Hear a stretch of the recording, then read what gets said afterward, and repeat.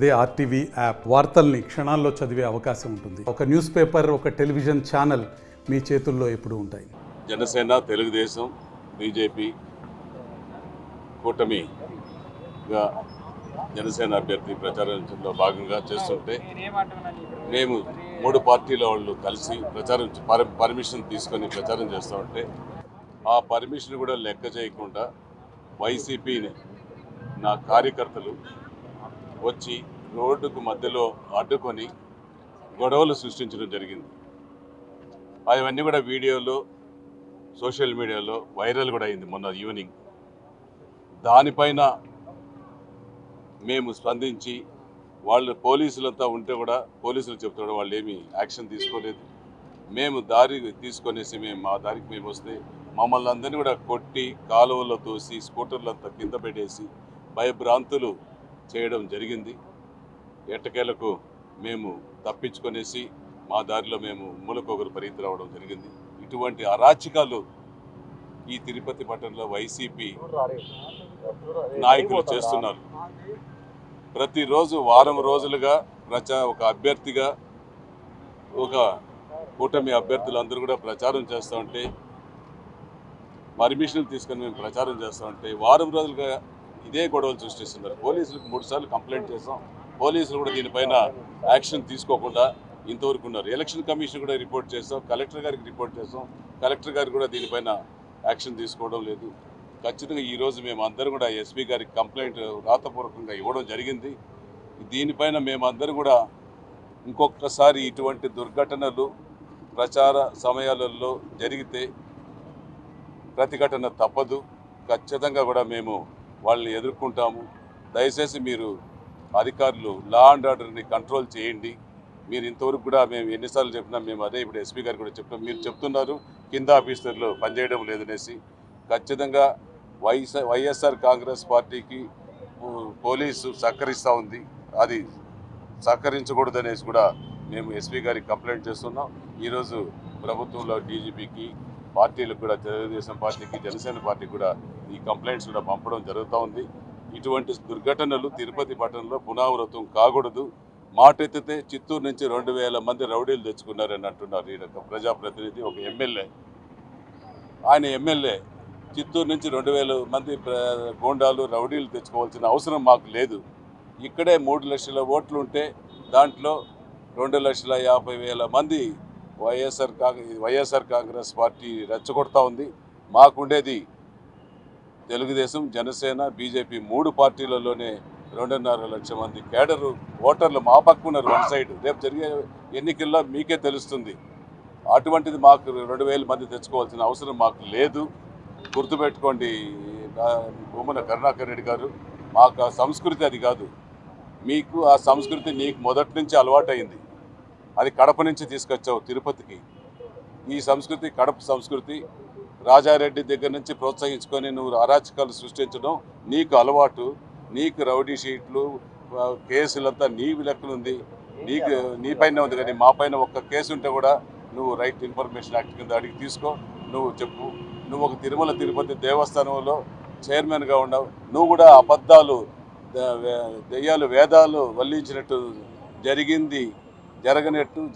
జరిగినట్టు చెప్పిస్తూ ఉంటే నమ్మేదానికి తిరుపతి నియోజకవర్గ ప్రజలు, చిత్తూరు జిల్లా ప్రజలు ఎవరు లేరు అనేసి కూడా ఈ సందర్భంగా తెలియజేసుకుంటున్నాం.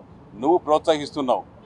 గంజాయి అమ్మించుకొనేసి గత 4 సంవత్సరాలుగా నువ్వు పరిపాలనలోకి వచ్చినప్పటి నుంచి కూడా తిరుపతి పట్టణంలో గంజాయి సంస్కృతి తీసుకొచ్చావు, అరాచక సంస్కృతి తీసుకొచ్చావు, భూమాఫీ తీసుకొచ్చావు. ఎన్నో మాఫియాలు నీవు కూడగట్టుకున్నావు. 1000 కోట్లు సంపాదించావు. నువ్వు ఇంతకుముందు ఎలా సంపాదించావు, ఏ వ్యాపారం చేసి నువ్వు 1000 కోట్లు సంపాదించావు, నీ అకౌంట్ కూడా బ్యాలెన్స్ షీట్ కూడా నువ్వు తీ. మేము 45 సంవత్సరాలుగా కష్టపడి సంపాదించి మా బ్యాలెన్స్ షీట్లు పక్కాగా ఉన్నాయి. దాన్ని కూడా విమర్శించావు. ఎలక్షన్ అప్డేట్లో ఉండేది. ఏదైనా ఒక్కటి తప్పు ఉంటే కూడా చెయ్యి. నువ్వు సంపాదించిన 3,000 కోట్లు చూపించావా అని నేను నిన్ను అడుగుతున్నా. ఇటువంటి అక్రమాలు నీకు వెన్నతో పుట్టిన బిడ్డ అధికారాన్ని అడ్డుపెట్టుకొని తిరుపతిలో నా వైఎస్ఆర్ కాంగ్రెస్ పార్టీ నాయకులు నీ తొత్తులు మమ్మల్ని జనసేన, తెలుగుదేశం, బీజేపీ పార్టీ నాయకులు కానీ క్యాడర్ను కానీ ఇబ్బందులు పెడుతున్నాయి. జాగ్రత్త. మేము ఒకటే చెప్తున్నాం, ఈరోజు ఫైనల్గా మేము ఎస్పీ గారికి కంప్లైంట్ ఇచ్చాం. అందరూ కలిసి ఇంకా మీదట ఏదైనా మా జోలికి వస్తే మేము ఒప్పుకోమని కూడా తెలియజేస్తున్నాం. అంతేకాదు, నిన్న జీవకొండలో ప్రచారం చేస్తూ ఉంటే మేము ప్రచార రథంలో ఎక్కి, ప్రచార రథానికి పర్మిషన్ ఉండదు, ఆ ప్రచార రథంలో ఎక్కి ఒక 100 అడుగులు 20 అడుగులు 30 అడుగులు వస్తే డిఎస్పీ గారు పోలీసులు సిఐలు వచ్చి బండికి అడ్డంగా నిలుచుకొని మీరు ప్రచార రథంలో ఎక్కకూడదు, అది దిగేసి నడిచిపోవాలనేసి హుకుం జారీ చేసి బండిని సీజ్ చేయడం జరిగింది. ఇటువంటి దుర్మార్గాలంతా పాల్పడుతున్నారు పోలీసులు ఒక సైడ్గా. అంటే మీకు ఎన్ని రోజులు, మీకు ఇంకొక 10 రోజులు 15 రోజులే మీకు గడువు. రాబోయేది జనసేన, తెలుగుదేశం, బీజేపీ కూటమి ప్రభుత్వం రాష్ట్రంలో వస్తుంది. ఖచ్చితంగా కూడా మేము అందరూ కూడా లెక్కలేసుకుంటాం. ఎవరు ఇబ్బందులు పెట్టిస్తున్నారో వాళ్ళని మేము కూడా మా నాయకులకు చెప్పి పనిష్మెంట్ ఇప్పిస్తామనేది కూడా తెలియజేస్తున్నాం. మీ డ్యూటీలు మీరు నిష్పక్షపాతంగా చేయండి, మేము ఒక్క రూల్కి విరుద్ధంగా ఉంటే మేము మీరు చెప్పినట్టు వింటామని కూడా చెప్తున్నాం. ప్రచార రథానికి పర్మిషన్ ఉంటే నువ్వెవరు మమ్మల్ని దిప్పి బండిని సీజ్ చేసేదానికి? ఇంకా మేము చేస్తే లా అండ్ ఆర్డర్ వస్తుందనేసి మేము పబ్లిక్ సహనం కోల్పోయి ఈ పుణ్యక్షేత్రంలో గొడవలు సృష్టించకూడదు, నీ మాదిరి అడ్డుకోకూడదు అనేసి మేము ప్రశాంతతగా ప్రచారం చేసుకుంటున్నామే తప్ప వేరే ఆలోచన మాకు లేదు. ఎన్నికల్లో ప్రజలు ఓటర్లు తీర్పిస్తారు. రేపు ప్రజలంతా సిద్ధమయ్యారు.